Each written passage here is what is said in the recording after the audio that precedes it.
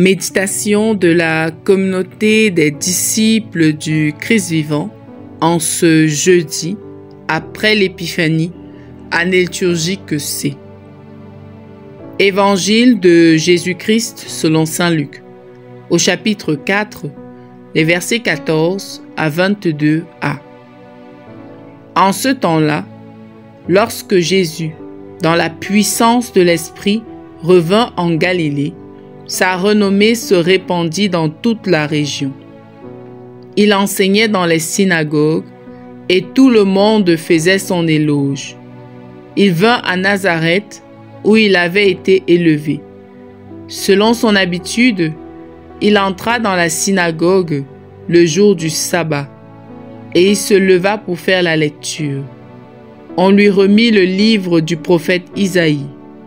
Il ouvrit le livre et trouva le passage où il est écrit « L'Esprit du Seigneur est sur moi, parce que le Seigneur m'a consacré par l'onction. Il m'a envoyé porter la bonne nouvelle aux pauvres, annoncer aux captifs leur libération et aux aveugles qu'ils retrouveront la vue, remettre en liberté les opprimés, annoncer une année favorable accordée par le Seigneur. » Jésus referma le livre, le rendit au servant et s'assit. Tous, dans la synagogue, avaient les yeux fixés sur lui.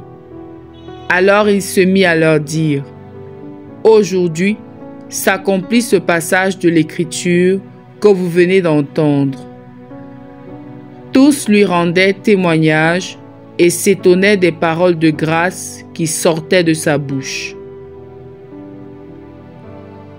Acclamons la parole de Dieu. Méditation. Le Christ proclame l'accomplissement des promesses prophétiques en sa personne. C'est un message d'espérance et de paix pour tous les hommes. Par cet accomplissement, le Seigneur nous manifeste son amour qui n'est pas abstrait, mais concret et infini. L'amour du Christ se traduit dans l'annonce de la bonne nouvelle, la délivrance des prisonniers, la guérison des malades, le réconfort des faibles, le bien et seulement le bien. L'amour du Seigneur peut être vu, touché, senti. C'est pourquoi c'est un amour concret. Il ira jusqu'à mourir sur la croix par amour pour nous. Frères et sœurs bien-aimés, le Christ nous commande d'aimer Dieu de tout notre cœur et d'aimer notre prochain comme nous-mêmes. Cet amour n'est pas lié aux sentiments et aux émotions du cœur, mais il repose sur notre volonté et a des critères de vérification visibles. Il nous faut aimer notre prochain que nous voyons et par lui aimer Dieu que nous ne voyons pas. Il nous faut mettre en pratique les commandements du Seigneur qui se cristallisent dans l'amour de Dieu et du prochain. L'amour est concret, bienfaisant, permanent et ininterrompu.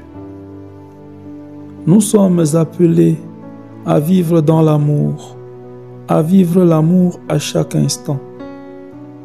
Ainsi, l'amour doit avoir une dénomination concrète dans chaque situation.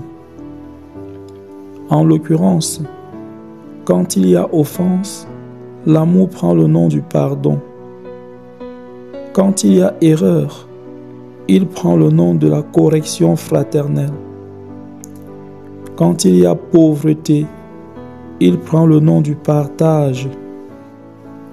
Quand il y a maladie ou détresse, il prend le nom de la proximité et du réconfort. À chaque instant, l'amour a un nom. Et c'est pourquoi il est concret et permanent. De tout cœur, soyons tendres et bienveillants envers tous dans la vérité et dans l'amour. Prions.